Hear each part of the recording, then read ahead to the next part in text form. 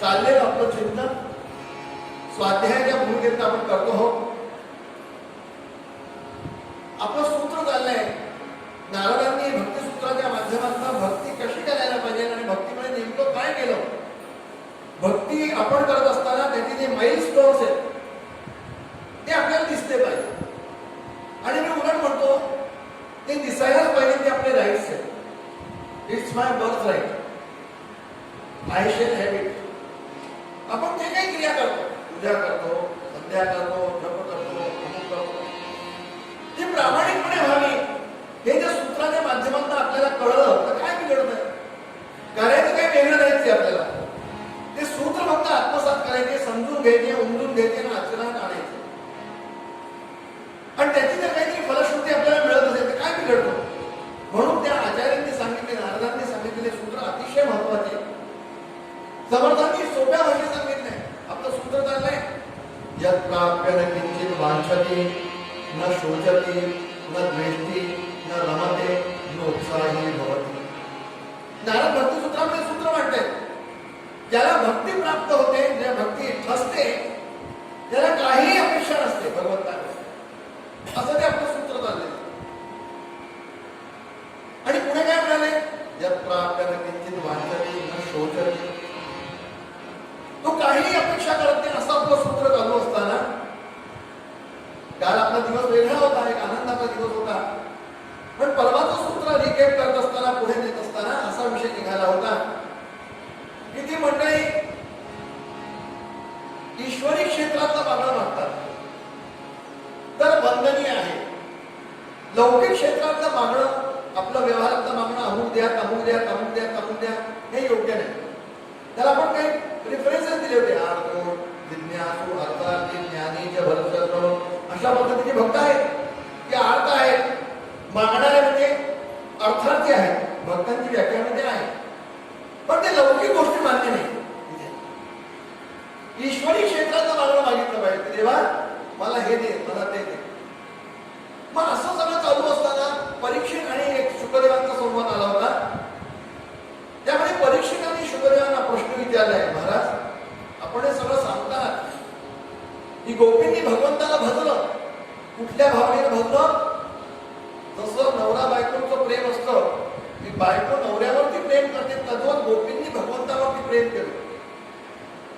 पण परीक्षिताला प्रश्न पडला की हे जर सामान्य व्यवहाराचं प्रेम जर भगवंताला अशा पद्धतीने गोपींनी अर्पण केलं असेल, तर सामान्य माणसाचं जे गुणप्रवाहित प्रेम असतं ते गुणप्रवाहाचा तीत कसं झालं, परे कसं झालं? सामान्य व्यवहार आपला मायेच्या कक्षेत असतो आणि गोपींचा व्यवहार मायेच्या कक्षेतून परे कसा झाला, बाहेर कसा निघाला, मायातीत कसं झालं? असा एक सुंदर प्रश्न त्यांनी विचारला. त्याचं उत्तर दिलं ते आपण सांगितलं. पण ज्यावेळेस गोपीगीत वगैरे रास वगैरे प्रकरण आली त्यावेळेस पुन्हा परीक्षितांच्या मनामध्ये हा शंका निर्माण झाला. ते काय म्हणताय? सांगताय परीक्षित महाराज आपण हे सगळं सांगताय, म्हणजे सगळं रासलीला वगैरे हे सगळं प्रकरण पाहिल्यानंतर असं वाटतं संस्थापनाय धर्मस्य वशमाय तरस्य च अवतरणो हि भगवान. संस्थापनाय धर्मस्य वशमाय तरस्य च अवतीर्णो हि भगवान अंशे जगदीश्वरा. तुम्ही सांगता की भगवंताचा अवतार धर्म संस्थापनासाठी झाला, भगवंताचा अवतारच धर्म स्थापनेसाठी असल्यानंतर ही सगळी लीला ह्या पद्धतीने करणं योग्य आहे का? जय जय रघुवीर. रासलीला करणं हे जे सगळे प्रकरण आहे, तर भगवान स्वतः धर्माची मूर्ती आहे, धर्मासाठीच भगवंताचा अवतार आहे, तर हे सगळे चाळे भगवंताने केले हे योग्य आहेत का, असा प्रश्न परीक्षितांनी केला. त्यावेळेस शुकदेव महाराज परमहंस शुकदेव उत्तर कसे झाले, राजा याचं कारण आहे म्हणाले. या भक्तीला आपण समजतो इथे समजवलं आहे महापुरुषांचं जीवन, सत्पुरुषांचं जीवन आणि भगवंताचं जीवन. भगवंताचं अवतार कार्य हे मायेच्या कक्षेच्या पलीकडे असल्यामुळे त्याला लौकिक जीवनाशी त्याची तुलना करू नका. जय जय रघुवीर. भक्त कसा असतो, भक्ताची व्याख्या आपण पाहून आलं, तुमचं पाहून आलं, तो भगवंताशी एकरूप झाला. मग भगवंताशी तो एकरूप झाल्यामुळे त्याच्या ज्या घटना घडतात त्याच्या जीवनामध्ये त्या भगवान स्वतः घडवत असतो. त्याचं कर्तव्यही भगवंताकडे, ज्याला असं म्हणतात कर्तुम अकर्तुम अन्यथा कर्तुम, ज्या भगवंताचं वर्णन आहे कर्तुम अकर्तुम अन्यथा कर्तुम, त्याची कर्तव्यही भगवान स्वतः करतात. त्यामुळे पाप पुण्य त्या भक्ताला चिकटतच नाही, त्याचा भोगता भगवान. जय जय हे सगळं भगवानच करत असतो. आपल्याला काय चिकटतं, कारण करते पण आपल्याकडे येतो, सगळं ते आपण करते पण आपल्यावरती ओढवून घेतो, वेदांताच्या भाषेमध्ये आरोपित करून घेतो. त्यामुळे सगळ्या गोष्टींचा दोष पडतो आपल्याला. म्हणून भगवंताच्या या लीलांचं परमहंस सांगतायत शुकदेव परमहंस परीक्षिताला, राजा तू ह्याचं गणना अशी करू नकोस, ते भगवान सगळं करतात ते परे असतं. आणि त्याला प्रश्न विचारलाय आणि गंमत अशी आहे, परीक्षितांच्या समोर सुद्धा सगळे पांडवांचे सगळे चरित्र आहेत देवाचे. मग असा जर आपण विचार केला तर सामान्य व्यावहारिक माणसाच्या मनामध्ये सुद्धा हे विचार येतात. पांडवांचं जीवन कसं आहे विचार करण्यासारखं आहे. सुभाषितकारांनी असं वर्णन केलंय, विषय असं चाललाय ह्या भूमिकेतलं मायेच्या कक्षेत आणि मायेच्या परे. वेदांचा विषय पण कोण विषय प्रत्येकाला आवडणार. पांडव कसे सुभाषितकार म्हणाले, कानीनश्च पितामहा विवरहो विद्यालयो भगवतः, पानीनश्च पितामहा विवरहो विद्यालयो भगवतः, तत्पुत्रा वयमेव जानदयिता तुंगा अहो पांडवा, पंचानां महिषी श्रीकृष्णेन कुलं कलङ्कसहितं नीतं जगत्वन्दितं गोपालकृष्ण भगवानाची जय. तर आपण सगळे सिद्धांत सगळ्या ठिकाणी लावायला गेलो किती गोंधळ होईल. पांडव कसे कानी नष्ट पितामह, पितामह म्हणजे आजोबा, ते कानीने महाभारत थोडं वाचतात, एक आधीची मर्यादा म्हणून सगळे अर्थ सांगता येत नाही. कानी नष्ट पितामह आजोबा, कानीने म्हणजे कन्यावस्थेत झालेले. पितामह पित्र्यादयो गोलकः, पिता गोलक आहे, त्याच्या इथून करता येणार नंतर विचार सांगतो. पित्र्यादयो गोलकः तत्पुत्रा वयमेव जारजनिता. पांडव कसे झाले? जारजनिता, सगळ्या देवांपासून जे त्यांची उत्पत्ती आहे, म्हणजे ठीकच आहे. जय जय रघुवीर. जारजनिता, जार स्त्रीपासून झाले, सगळ्या देवांपासून या पांडवांची उत्पत्ती. परत चला ठीक आहे, एवढे मानलं. पण त्याच्यामध्ये काय? पंचानाम महिषी, पाचांमध्ये एक कोण? द्रौपदी. म्हणजे कसं झालं सांगू तुम्हाला. आता हे धर्माचरण आहे की धर्माचरण असा प्रश्न आहे. बरं, हा जर सिद्धांत आपण बघितला, पंचानाम महिषी हा सिद्धांत भगवंताच्या चरित्रामध्ये वालीचा जो वध केलाय तो कशासाठी केलाय?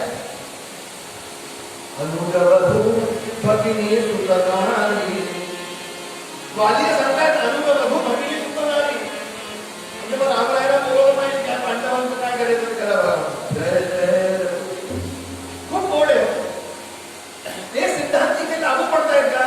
पंचानाम महिषी, पाचांमध्ये एक सती द्रुपद जाय देहता गोत्र जा. बरं, सगळं झालं तर कबूल आहे. यांच्याकडून आपल्या गोत्रजांची हत्या झाली आहे, म्हणजे महान पापाचरण आहे पांडवांच्या हातून. आजोबान पंडोबान सगळे स्वजनच आहेत, बरोबर नाही? स्वतःचे गोत्र स्वजन स्वतःचे सख्खे नंतर मारले गेले. युद्धेहता गोत्रजा. पण पुढचे वचन फार महत्वाचं आहे. श्रीकृष्णेन कुलं कलङ्कसहितं नीतं जगत्वन्दितं. भगवंताने त्यांना हाताची धरल्यामुळे नुसते नाही, जगतवंत झाले पांडव. भगवंताने हाताची कोणाने धरावं होता? तुमच्या आपल्याला कोणाने धरला होता? रोमादेव कोणाने भगवान धरेल का हातात? याचा अर्थ असा आहे, त्या पाकवतेने जे होते भगवंताचे एकरूप झालेले होते, आणि ते एकरूप झाल्यामुळे घडलेलं सगळं प्रकरण ते काय झालं? मायेचा पर्याय आहे. जय जय रघुवीर. मायातीत आहे, गुणातीत आहे तो म्हणाला. म्हणून यत्प्राप्य न किंचित वांछति, काही अपेक्षा करत नाही तो. तर भगवंताची एकरूप झाला, भगवानच पाठीला काय म्हटलं तर अपेक्षा काय करायची? काय झालं? आणखीन एक गंमत. मग ईश्वरी क्षेत्रातलं जे मागणं आहे, बरोबर आपण पाहिलं समर्थांनी काय मागितलं? भावनविषया दिलेला, ब्रह्मानुभव दिलेला, अनन्य सेवा दिलेला, तुझं विनम्र. हे सगळे मागणे हे तर भगवंताशी निगडीत आहे. एका संतान सत्पुरुषांचं चिंतन आहे, मला ते आवडलं. ते म्हणाले हे ईश्वरी क्षेत्रातलं मागणं योग्य आहे का अयोग्य? मग त्यांनी आपला निष्कर्ष दिला की हे अयोग्य आहे, हे सुद्धा मागायला नको. तुम्हाला असं वाटेल की समर्थांचं आपण काही काट करतोय, तसं नाही. बघा, चिंतन बघा किती गोड. ते काय म्हणाले? भगवंताच्या ईश्वरी क्षेत्रातलं मागणं मागायला हरकत नाही. मग याला उदाहरण कुठलं आहे? जगाच्या पाठीवर आई आणि लेकराचं उदाहरण. आईला कसं होतं? तो लेकरू रडायला झाला किंवा अगदी झालं काही झालं की आईला धावलं जात नाही, मग आई त्याचं लक्ष ठेवते. काय होतं? आईला आनंद मिळतो, आईला आनंद मिळतो, सुख मिळतो. ते म्हणाले तर त्या भक्तांनी भगवंताकडून सगळं मागितलं की हे दे ते दे ते दे. ठीक आहे, भक्तीसाठी ते मान्य आहे. मला तुला भगवंता भक्ती करायची आहे, त्याच्यामध्ये वाढ व्हावी, या भूमिकेतनं मागितलं हरकत नाही. पण त्यातनं मला सुख होत आहे का? तर ते निकृष्ट दर्जात आहे. मला जर आनंद मिळत असेल, बघा मी हे सगळं मागितलं, काय याच्यात मी हे सगळं करत असताना मला आनंद मिळणार आहे का? मी संगीताचा प्रयोग केला, गाण्याचा प्रयोग केला, कीर्तनाचा आनंद घेतला. मी जर आनंद स्वतःसाठी घेतला लक्षात घ्या तर हे निकृष्ट दर्जाचं आहे. पण माझा नृत्य कला, माझी गायन कला, मला जे जे भगवंता तू देतोय ते मी का वापरणार आहे भगवंता की मला नको तुला त्यात आनंद मिळाला. जय जय वंदनीय श्रेष्ठ दर्जाचं आहे. मला सुख नको तर सुखम सुखित्वम म्हणून असा एक सूत्र आहे पुढे येणार आहे. माझ्या याच्यात तुला सुख मिळायला पाहिजे. गोपींनी हेच केलं. आम्हाला नको देवा, तू सुखी राहायला पाहिजे. म्हणून आम्ही हे सगळं मागतो देवा, या सगळ्या गोष्टींना मला नको, तुला आनंद मिळाला पाहिजे. आणि तुला आनंद मिळाला की काय होतं?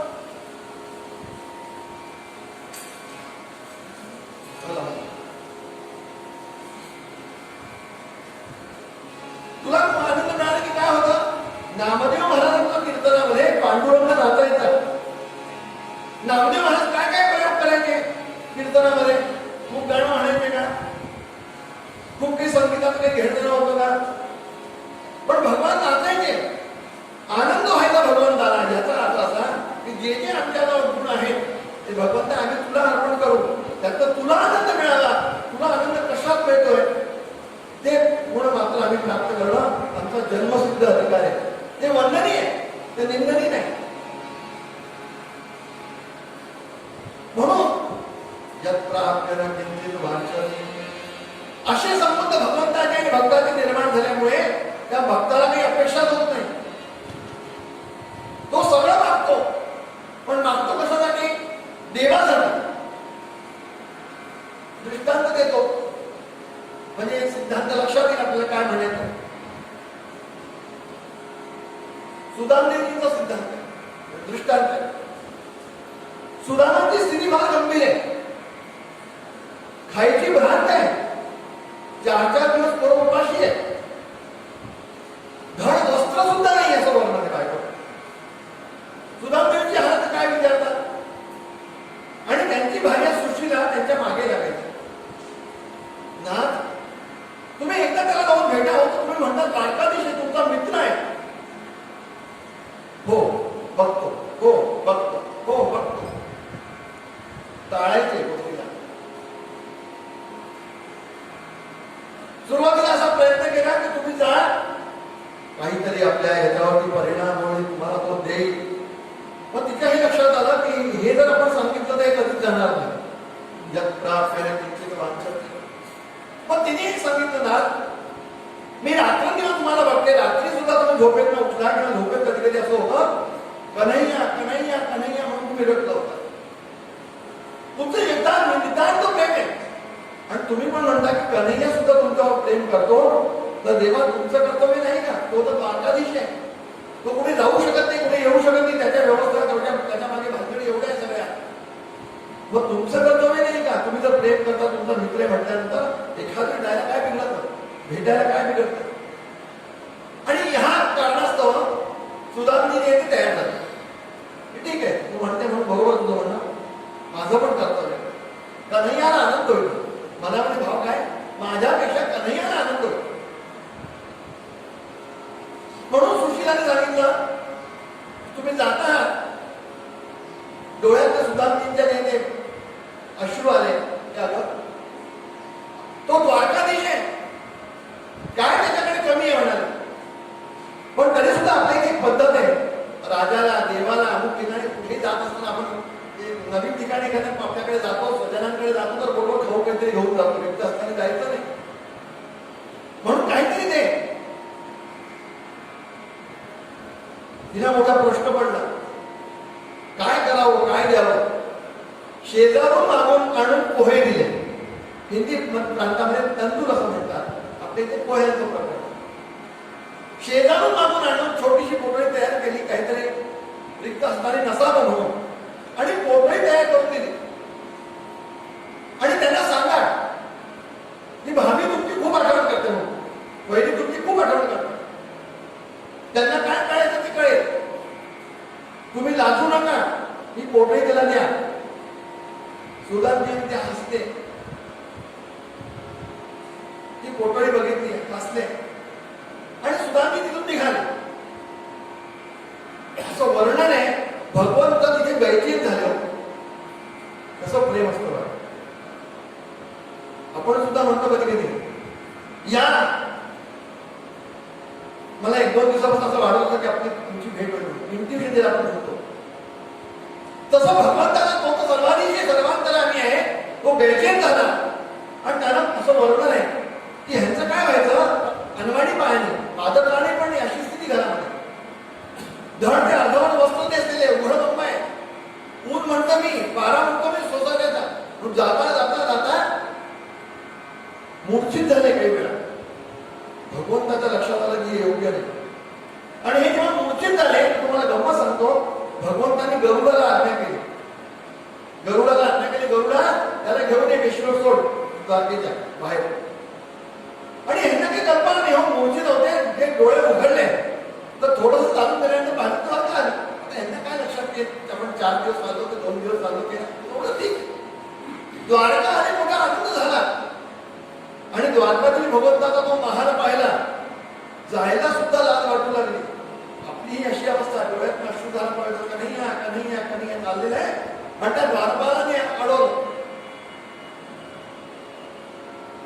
कोणाला भेटायचंय, मला कन्हैयाला भेटायचं, द्वारकाधीश भगवान श्रीकृष्णाला भेटायचं. काय काम आहे तुमचं, ते काम असेल तर आम्हाला सांगा ना. त्यांना पटेल ना. याने खूप पटवण्याचा प्रयत्न केला की अरे मी तो बालमित्र आहोत.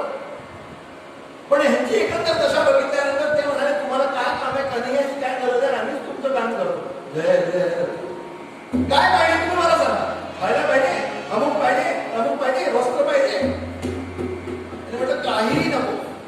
यात प्रार्थना किंचित वांछति, काही नको. फक्त तुम्ही त्याला सांगा तुमचा मित्र सुदामा आलाय, सुदामा आला. नाहीला झाला द्वारपालांचा, ठीक आहे. आणि भगवंताची आज्ञा होती. असं वर्णन आहे. हे बाजूला लपले, झाडाच्या आड लाजू, ते पोटळे बघून आहे, लपले. आणि ह्या द्वारपाला देऊन सांगितलं, महाराज कोणीतरी एक विप्र आलाय, कृषक आहे, तेजस्वी आहे मात्र, आणि तो आपली आठवण करतोय सारखं. कन्हैयाला भेटायचं, कन्हैया काय नाव सांगितलं, सुधा.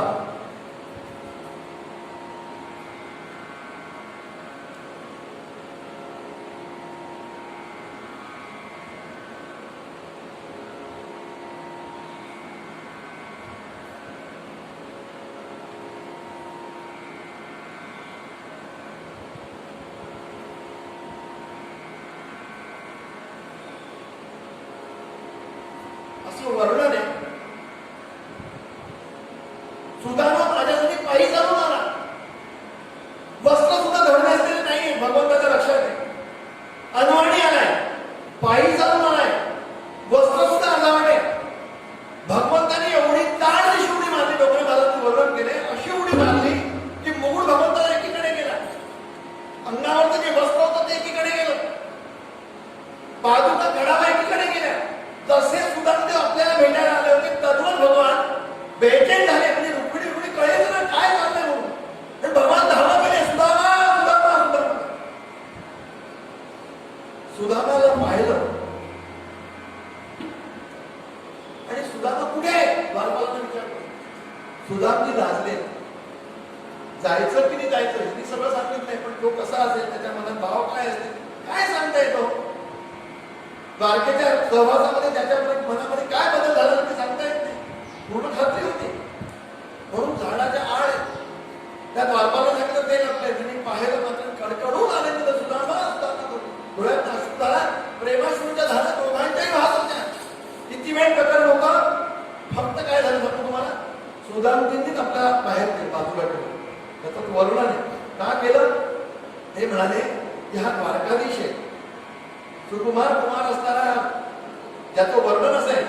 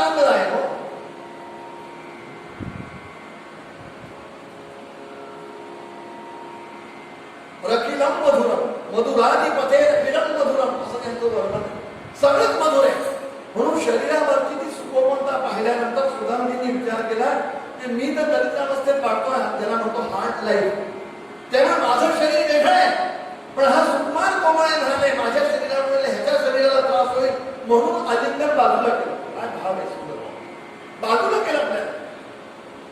भगवंताशी राहायला गेल्याने हात धरले आणि बरोबर राहायला नाही. भगवंतांनी त्यांची सेवा केली आहे.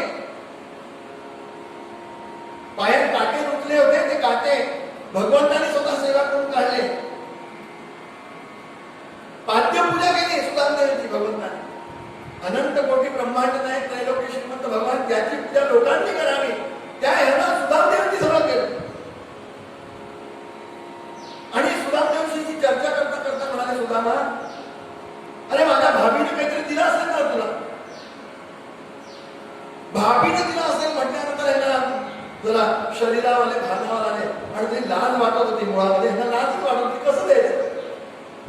आपणही व्यवहारात बघतो, कधी कधी आपण नेतो कारण घरचा आग्रह असतो म्हणून. मग आपण विचार करतो मध्ये वाटेल त्याचा विल्हेवाट करून मोकळं होता. जय जय रघु त्याने म्हटलं हो सांगितलं म्हणून, आणि ती पोटळी काढून दिली पुढे. त्या पोटळीत काय होतं, त्या भाभीने लिहिलेलं पत्र होतं. ती भाषा वाचणारा कोण होता, अनंत कोटी ब्रह्मांड नायक त्रैलोक्य श्रीमंत भगवान. ना सुदामाला ती भाषा कळत होती, कोणालाच कळत नव्हती. तुम्ही म्हणाल असं काय लिहिलं होतं. ज्यावेळेस तरी ती पोकळी खोलली, तुम्हाला गंमत सांगतो, छोटीशी पोकळी होती, त्या पोकळीला सुद्धा 17 गाठी होत्या. जय जय तीच ती भाषा होती.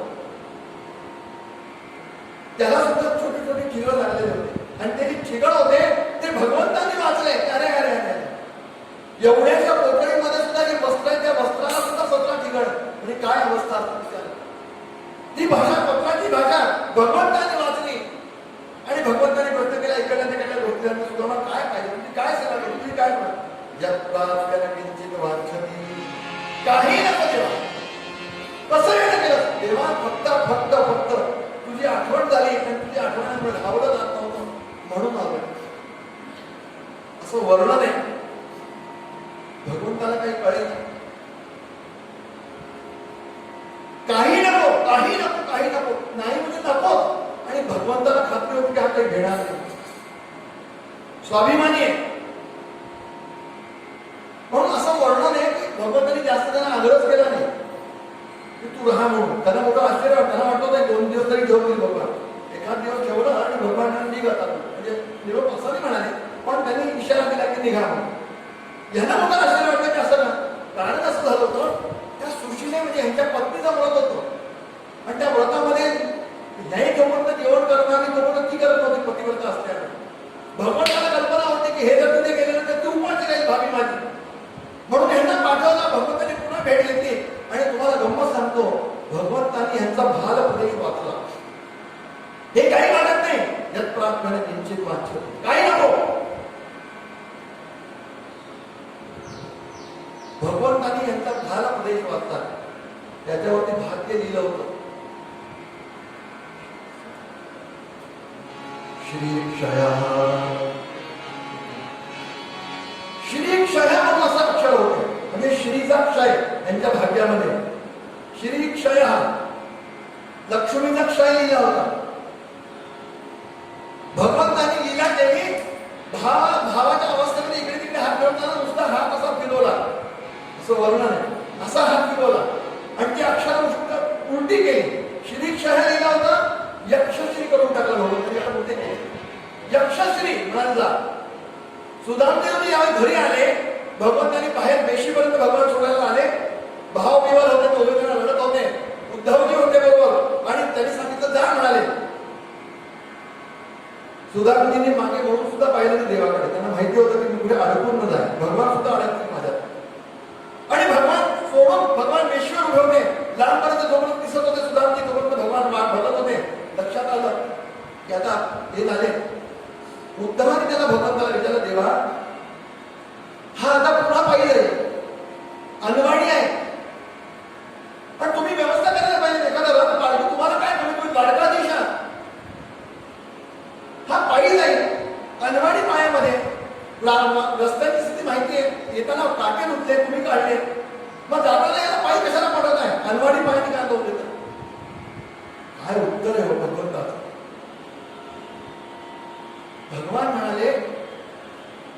पाठवू शकत होतो रथामध्ये बसून, पालखीमध्ये बसून, पण मी एवढ्यासाठी पाठवत नाही म्हणाले की माझा हा सुद्धा ज्या ज्या भूमी प्रांतात जाईल ती सगळी भूमी हा पवित्र करत जाईल. जय जय ज्याच्या रजत करण्यामुळे भूमी माझी पवित्र होईल म्हणाले. मला त्याची कल्पना आहे म्हणून त्याला मी अनवाणी पाठवतो. काय भाव आहे, काय भक्तांची अवस्था आहे. सुदामजी घरी आले आणि पाहतात तो काय यक्षश्री झाले होते. बदललंच होतं सगळं. तुम्हाला गंमत सांगतो, त्याच्यात मत रमेना त्याचं वर्णन आहे.